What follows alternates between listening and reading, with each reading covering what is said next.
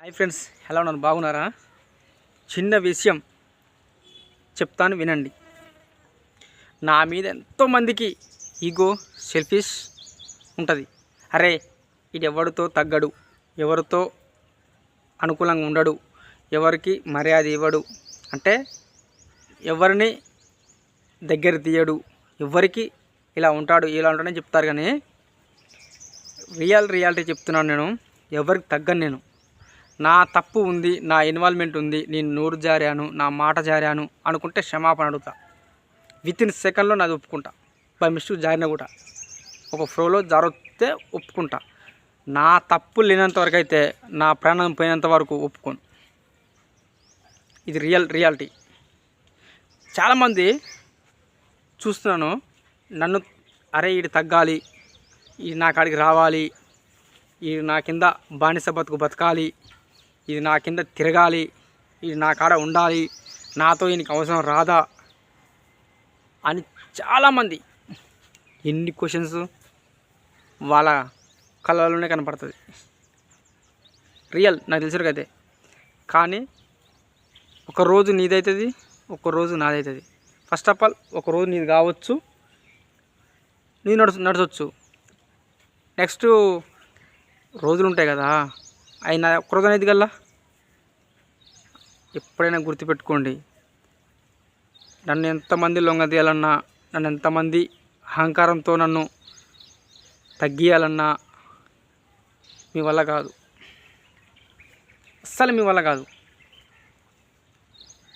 నేను తప్పుగా మాట్లాడితే, నేను తప్పు నాకు అనిపిస్తే నేను ఒప్పుకుంటానని ఇంతగా ఫస్ట్లో చెప్పాను నేను.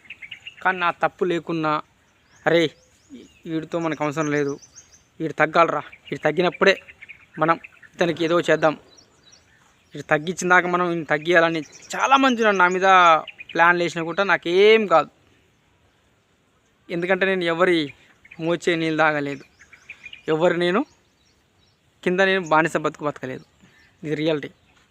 నా కష్టం, నా శ్రమ, నా ఆయుధం, నా చేతులు, నా బలం, నా ఫ్యామిలీతోనే నేను జీవిస్తున్నాను. చాలామంది అనుకోవచ్చున్నాను, అరే ఇది తగ్గియాలరా, ఈయనకి మా విలేజ్లో అంటారుగా చిన్నది ఉందని ఆ మాట అనకూడదులా అనుకుంటారు. ఎవరేమనుకున్నా ఏమైదబ్బా, ఆ దేవుడు ఒక్కడు పగబట్టకుండా సరిపోయాయి. ఇంతమంది నడువుడు పొగబడితే ఎన్ని రోజులు, అది మామిడి పొగబడితే 2-3 రోజులు, 10 రోజులు.